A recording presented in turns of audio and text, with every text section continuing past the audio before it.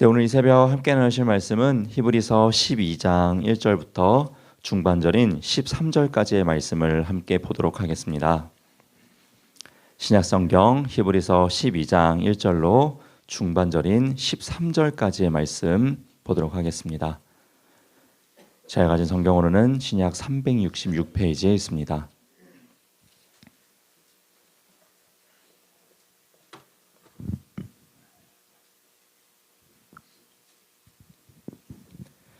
네, 히브리서 12장 1절로 중반절인 13절까지입니다. 13절까지의 말씀을 한 절씩 교독하며 보도록 하겠습니다. 이러므로 우리에게 구름같이 둘러싼 허다한 증인들이 있으니 모든 무거운 것과 얽매이기 쉬운 죄를 벗어버리고 인내로서 우리 앞에 당한 경주를 하며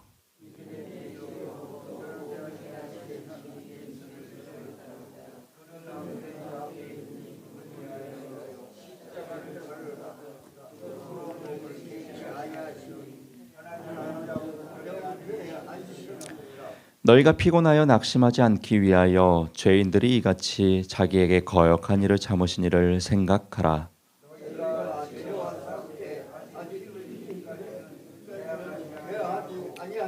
또 아들들에게 권하는 것 같이 너희에게 권면하신 말씀도 잊었도다. 일러스되 내 아들아 주의 징계하심을 경히 여기지 말며 그에게 꾸지람을 받을 때에 낙심하지 말라.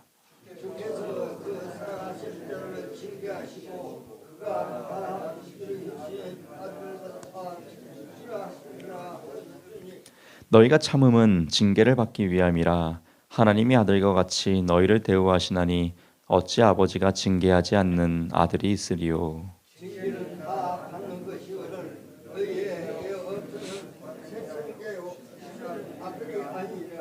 또 우리 육신의 아버지가 우리를 징계하여도 공경하였거든 하물며 모든 영의 아버지께 더욱 복종하며 살려 하지 않겠느냐.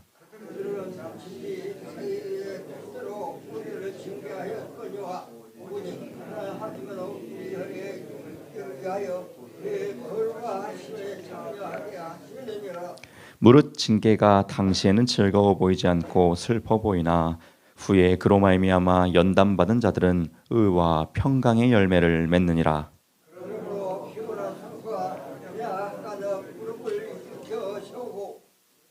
함께 보겠습니다. 너희 발을 위하여 곧은 길을 만들어 저는 다리로 하여금 어그러지지 않고 고침을 받게 하라. 아멘. 네, 오늘도 이 귀한 새벽에 기도자로 나오신 우리 주님의 성도 여러분들을 주님 이름으로 환영하고 축복합니다. 또 이제 오늘부터 다시 추워진다고, 또 얼마나 추워질래요? 어제 경고 메시지들은 다 받으셨나요? 건강 유의하시고 또 그렇게 오늘 하루를 보내셨으면 좋겠습니다. 이 히브리서는 예수 그리스도가 어떤 분인지를 계속해서 이야기를 해주고 있습니다. 얼마나 위대하신 분인지 구약의 많은 선지자들과 또 이 제사들을 비유로 이렇게 비교를 하면서 그리스도의 위대함을 이야기를 해줍니다. 그리고 지난 장이었던 이 11장에서는 이런 그리스도를 믿는 믿음으로 살아냈던 멋진 믿음의 사람들을 쭉 나열했고요. 이제 이 12장 그리고 13장은 그렇다면 이제 이 믿음을 가진 자로서 우리는 어떠한 삶을 살아가야 되는지에 대해서 우리의 삶의 구체적인 방향성에 대해서를 이제 쭉 이야기를 해주고 있습니다. 특별히 오늘 이제 12장 1절로부터 13절까지 오늘 본문 말씀으로 함께 보았는데요. 오늘 본문 중에 또 1절에서 3절 말씀을 보면 우리가 어떠한 분을 바라보아야 하는지에 대해서 아주 명확하게 제시를 해주고 있습니다. 여러분 롤모델이라는 말 들어보셨죠? 사전에다가 롤모델을 딱 검색해 보니까요, 이렇게 설명을 해줍니다. 자기가 해야 할 일이나 임무 따위에서 본받을 만하거나 모범이 되는 대상, 이것이 바로 롤모델이라고 합니다. 여러분 차범근 선수 아시죠? 이 차범근 선수를 보면서 자라난 수많은 축구 소년들이 있습니다. 그를 롤모델로 삼아서 열심히 축구를 했던 사람이 있습니다. 그래서 위대한 축구 선수가 된 사람이 있어요. 바로 박지성 선수입니다. 또 이 박지성 선수를 보면서 정말 멋진 축구 선수가 되고 싶다라고 롤모델로 삼은 수많은 청년들과 또 학생들이 있었습니다. 그래서 이 박지성 선수처럼 아주 멋지고 위대한 선수가 된 사람이 있습니다. 바로 또 손흥민 선수입니다. 그리고 지금도 여전히 이 손흥민이라는 엄청난 우리나라의 또 대스타를 롤모델로 삼아서 이 손흥민 선수처럼 되고 싶다고 열심히 축구를 하고 있는 수많은 또 우리 소년들과 청년들이 있습니다. 이처럼 우리가 롤모델을 명확하게 세워놓으면 이제 그 롤모델을 따라서 열심으로 삶을 살아내게 됩니다. 그 사람의 꿈처럼 다가가기 위해서 포기하지 않고 끝까지 나아갈 수 있는 원동력이 바로 롤모델입니다. 그래서 우리가 어렸을 때부터 많은 친구들에게 이야기하기에 존경하는 인물은 누구냐 이런 질문들 많이 하죠. 그래서 이 존경하는 인물처럼 살아내기를 소망하면서 롤모델이 누구인지를 어렸을 때부터 막 계속해서 물어보곤 해왔습니다. 우리 신앙인들에게도 명확한 롤모델을 세워놓는 것이 우리가 앞으로 가는 이 신앙의 여정에서 매우 큰 힘이 된다는 것입니다. 그래서 이 히브리서 기자는 아주 위대한 분 그 한 분을 롤모델로 제시하고 있습니다. 그것이 바로 우리 주 예수 그리스도입니다. 오늘 본문의 2절의 초반절 말씀은 그 예수 그리스도를 이렇게 이야기해주고 있습니다. 믿음의 주요 또 온전하게 하시는 이인 예수를 바라보자 라는 것입니다. 우리 신앙의 여정 가운데 우리가 포기하지 않고 낙심하지 아니하고 계속해서 나아갈 수 있는 원동력, 그 원대한 하나님의 나라를 향하여서 끝까지 십자가의 길을 나아갈 수 있게 하는 그 힘, 그것은 바로 예수 그리스도. 이 예수 그리스도를 롤모델로 우리의 인생 가운데 신앙의 여정 가운데 세워놓고 그분만을 바라보며 나아갈 때 우리는 온전한 신앙생활의 여정을 감당해낼 수 있을 줄로 믿습니다. 히브리서 기자 역시 그것을 알았고 믿음으로 확신했고 그 예수만을 바라볼 것을 요청하고 있습니다. 그런데 여러분, 우리가 삶을 살아가다 보면 예수를 바라보지 못하게 하는 일들이 너무나도 많이 일어나게 된다는 것입니다. 사실은 우리의 문제는 인생 가운데 당연하게 불어닥치는 것임에도 불구하고 우리는 문제가 터지게 되면 그 문제가 너무나도 커 보이고 그 문제만을 바라보게 된다는 것이죠. 그래서 자꾸 예수님을 바라봐야 된다는 것을 머리로는 알고 있고 지식으로는 알고 있는데 우리의 삶으로 맞닥뜨려지면 예수님을 바라보지 못하는 일이 너무 벌어진다는 것이죠. 이스라엘 군대와 블레셋이 싸우게 되었을 때 블레셋은 이 골리앗이라는 거대한 큰 문제가 나왔습니다. 이스라엘의 수많은 전쟁 경험이 많은 그 사울조차도, 그리고 이스라엘의 전쟁에 나간 그 어른들조차도 이 골리앗이라는 큰 문제 앞에서는 하나님을 바라보지 못했습니다. 그런데 이 소년 다윗은요, 그 거대한 문제, 어른들은 아무것도 못하고 있었던 그 상황에서 하나님을 바라보았습니다. 그리고 하나님 바라보면서 나아가죠. 마찬가지로 여러분의 삶 가운데서 이 문제가 너무나도 커 보이기 때문에 예수를 바라보지 못하게 만들지만 사실 그 문제보다 더 크신 분은 예수님이시라는 것이죠. 그 문제를 해결해 주실 분도 예수님이시라는 것이죠. 우리의 삶의 문제가 너무나도 커 보이겠지만 그 문제의 이면의 고난 가운데서 우리에게 주실 축복을 가지고 바라보고 계시는 우리 주 예수 그리스도를 더욱더 바라볼 수 있는 영적인 눈을 소유할 수 있기를 주님 이름으로 부탁드립니다. 이 사도 바울 역시도 예수님 바라보면서 사역 감당했죠. 그의 행적을 신약 성경을 통해 보게 되면은 누군가를 의지하지 않고 이런 일을 할 수 있다라는 것은 진짜 불가능한 일입니다. 목숨이 걸려 있는 일을 누군가를 의지하지 않고 행한다라는 것은 불가능한 일이죠. 사도 바울은 정말 예수님 바라보면서 그의 귀한 사도의 사역을 감당했던 사람입니다. 그런데 여러분, 이 히브리서 기자는 예수를 바라볼 것을 요청하면서 우리가 그냥 바라보는 것이 아니라 우리 역시도 무언가를 행하면서 바라보아야 된다 할 것을 이야기를 해주고 있어요. 그것이 바로 1절 초반절의 말씀입니다.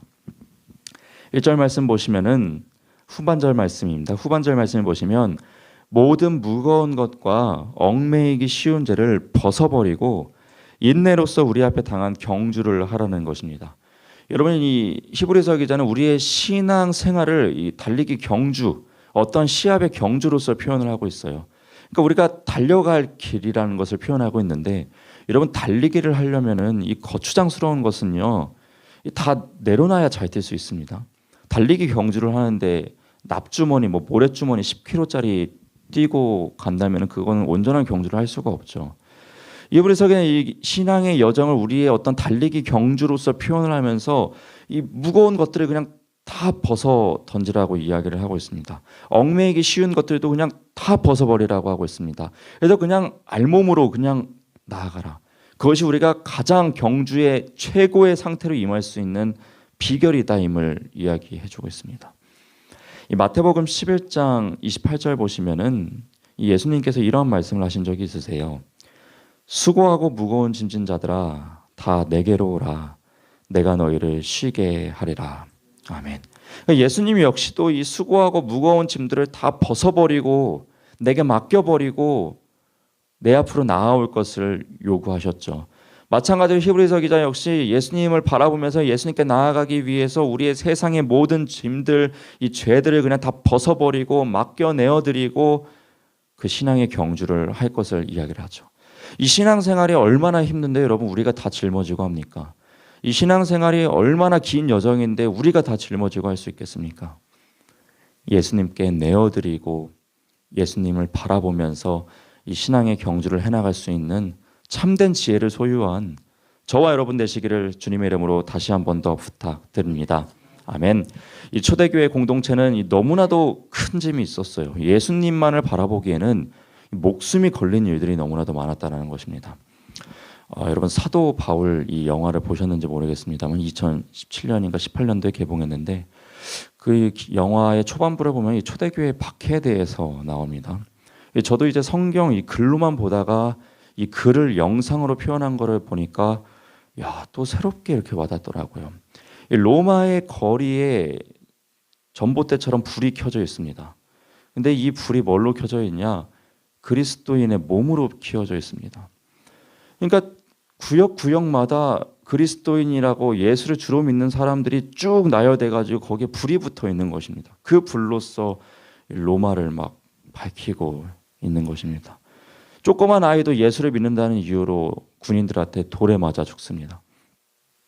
여인들도 남편을 잃고 자식을 잃고 자신의 소중한 가족들의 피를 묻힌 채로 도망을 다니는 그런 모습들이 영화에 나오게 되는데요. 이처럼 이 초대교회의 박해는 엄청났습니다. 우리가 상상하는 것 그 이상으로 지금 우리가 기독교가 박해당하고 언론을 통해서 박해당하고 이런 것과는 견줄 것도 안 되게 그들은 생명을 위협받으면서 박해를 받았습니다. 그런 가운데서 지금 예수를 바라보라라고 지금 요청을 하고 있는 것입니다. 어떤 이들에게는 너무나도 의심스러웠겠죠. 우리가 예수를 믿는다는 이유로 이렇게 박해받을 이유가 어디에 있겠는가? 이렇게 박해를 받는데 하나님은 지금 어디에 계시는가? 이렇게 주를 믿는 사람들이 죽어가고 있는데 왜 하나님은 구원을 베풀어 주시지 않는가? 이러한 마음의 소리들을 얼마나 그들의 내면 가운데서 샘솟았겠습니까? 그리고 히브리서 기자 역시 왜 몰랐겠습니까? 함께 주를 믿는 자들이 이러한 박해를 받는다라는 것 그 역시도 알고 있었죠. 그는 대답해 주어야 했습니다. 위로해 주어야 했습니다. 그럼에도 불구하고 신앙생활을 하고 있는 이들에게 끝까지 이 신앙생활을 감당해낼 수 있는 힘을 허락해 주어야 했습니다. 그래서 그는 무엇을 주었냐면요, 하나님의 말씀을 주었습니다. 구약 성경을 통하여서 기록된 고난을 우리가 어떻게 받아들여야 되는지에 대해서 하나님의 말씀으로 그들을 위로하고 있습니다. 여러분, 하나님의 말씀으로 위로받는 것이 가장 큰 위로인 줄로 믿습니다. 그는 어떠한 말씀을 가지고 위로하고 있냐면요, 잠언 3장 11절과 12절 말씀을 인용하면서 위로를 하고 있어요. 그것이 오늘 본문 5절과 6절의 말씀입니다. 함께 보도록 하겠습니다. 제가 읽도록 합니다. 또 아들들에게 권하는 것 같이 너에게 권하신 말씀도 잊었도다. 하나님의 말씀 너무 어려우니까 잊었다라는 거예요. 다시 이야기해 주겠다는 거예요. 일렀으되 내 아들아 주의 징계하심을 경히 여기지 말며 그에게 꾸지람을 받을 때에 낙심하지 말라. 주께서 그 사랑하시는 자를 징계하시고 그가 받아들이시는 아들마다 채찍질 하심이라 하였으니 라는 거예요. 이 잠언 말씀을 통해서 그들이 받는 고난을요, 그냥 아버지께 받는 그 징계로 표현을 합니다. 다 받는다라는 거예요. 어떻게 고난 없이 성장할 수 있겠냐라는 거예요. 지금 그 이야기를 해주고 있어요. 또한 7절과 8절 말씀 보시면 너희가 참음은 징계를 받기 위함이라 하나님이 아들과 같이 너희를 대우하시나니 어찌 아버지가 징계하지 않는 아들이 있으리요. 징계는 다 받는 것이거늘 너에게 없으면 사생자요 친아들이 아니니라 라고 말하며 위로를 합니다. 고난이라는 징계를 받는다면 그거는 증거를 얻은 거다. 무슨 증거냐? 친아들이라는 증거다. 너네가 고난 없으면 아버지께 징계받지 않는 사생자와 같다. 너희는 친아들이기 때문에, 진짜 하나님의 자녀이기 때문에 이러한 연관과 고난을 받고 있는 것이다 라고 이야기를 해주고 있습니다. 또한 9절과 10절 말씀도 보시면 또 우리 육신의 아버지가 우리를 징계하여도 공경한다라고 이야기를 해요. 우리의 아버지가 우리가 바른 길로 가도록 성장할 수 있도록 징계하면 우리가 그 아버지의 말씀도 공경하며 받아들이지 않느냐. 오직 하나님은 하물며 모든 영의 아버지께 더욱 복종하며 살려 하지 않겠느냐. 또 10절도 보시면 그들은 잠시 자기의 뜻대로 우리를 징계하였거니와 오직 하나님은 우리의 유익을 위하여 그의 거룩하심에 참여하게 하시느니라. 아멘. 아버지가 하시는 그 징계보다도 더 큰 뜻과 유익을 위하여서 하는 징계가 바로 하나님의 징계다. 이 징계라는 표현이 좀 우리에게는 좀 달갑지 않지만 그리스도인으로서 그리고 하나님의 자녀로서 이 징계, 사실 또 하나님께서 허락하지 않으셨다면 어찌 또 그들에게 닥쳐올 수 있겠습니까? 또 그들에게 또 허락된 이것을 통하여서 유익을 얻어라. 어떤 유익이요? 하나님 나라의 백성이 되는 참된 유익. 그 유익에 대해서 이야기를 해주고 있죠. 여러분, 그러면서 이렇게 고난당하고 있는, 정말 어떻게 보면 신앙을 포기하기만 하면은 보장된 삶을 살아갈 수 있는 그들에게 계속해서 신앙생활을 믿음으로 감당해낼 것을 요청하고 있어요. 그러면서 오늘 본문의 마지막 12절과 13절은요 이렇게 힘을 주면서 마치고 있습니다. 여러분, 이 말씀이 우리에게도 큰 힘이 되길 소망합니다. 12절 13절 말씀입니다. 그러므로 피곤한 손과 연약한 무릎을 일으켜 세우고 너희 발을 위하여 곧은 길을 만들어 저는 다리로 하여금 어그러지지 않고 고침을 받게 하라. 아멘. 여러분, 피곤한 손과 연약한 무릎을 일으켜 세우시고 우리가 하고 있는 이 경주, 우리의 세상의 모든 무거운 짐들 다 벗어던지고 죄악들 주님 앞에 다 내어드리고 주님과 함께 이 믿음의 여정을 해나가실 수 있는 저와 여러분 되시기를 한 번 더 주님의 이름으로 부탁드립니다. 이 경주를 하면서 당하는 고난, 주님의 친아들이기 때문에, 주님의 친딸이기 때문에 당연스럽게 당하는 과정 중에 하나이라는 것, 그 이후에는 우리에게 찬란한 미래와 하나님의 나라, 의의 면류관이 약속되어 있다는 것, 그거 바라보시면서 믿음의 경주하실 수 있는 저와 여러분 되시기를 마지막으로 한 번 더 주님의 이름으로 부탁드립니다. 아멘. 오늘도 그 신앙의 여정, 이 신앙의 경주를 주님과 함께 동행하며 나아가는 저와 여러분 되길 소망합니다. 오늘 이 귀한 새벽 기도드라 나오신 우리 성도 여러분들을 다시 한번 주님의 이름으로 환영하고 축복합니다. 기도하겠습니다. 사랑의 하나님 아버지, 신앙이라는 믿음의 경주를 당당히 해내고 있는 주의 믿음의 성도들이 이 자리로 나와왔습니다. 세상에서 당하는 핍박과 어려움들, 삶의 모든 짐들 이 시간 주님 앞에 내어드리며 맡겨드리며 나아갑니다. 주님께서 도와주시는 놀라운 은혜를 받으며 우리가 일평생을 살아내길 소망하오니 주님, 우리에게 성령의 충만한 믿음을 허락해 주시고 문제와 어려움 가운데서도 주님만을 바라볼 수 있는 영적인 눈을 충만하게 허락하여 주옵소서. 어려움 가운데서도 주님을 떠나가지 않게 해주시고 모든 문제 가운데서도 우리가 당연히 당한다는, 또 주님께서 허락해 주신 그 찬란한 미래만을 바라보며 나아갈 수 있는 참된 믿음의 성도들 될 수 있도록 또한 은혜를 허락하여 주옵소서. 이 새벽에 기도의 제단을 통하여서 하나님께 우리의 모든 것을 내어드리며 나아가길 원하오니 우리에게 힘을 허락하여 주시고 능력 더하여 주옵소서. 감사드리며 이 모든 기도 살아계신 우리 주 예수님의 이름으로 기도드립니다. 아멘. 하늘에 계신 우리 아버지여, 이름이 거룩히 여김을 받으시오며 나라가 임하시오며 뜻이 하늘에서 이루어진 것 같이 땅에서도 이루어지이다.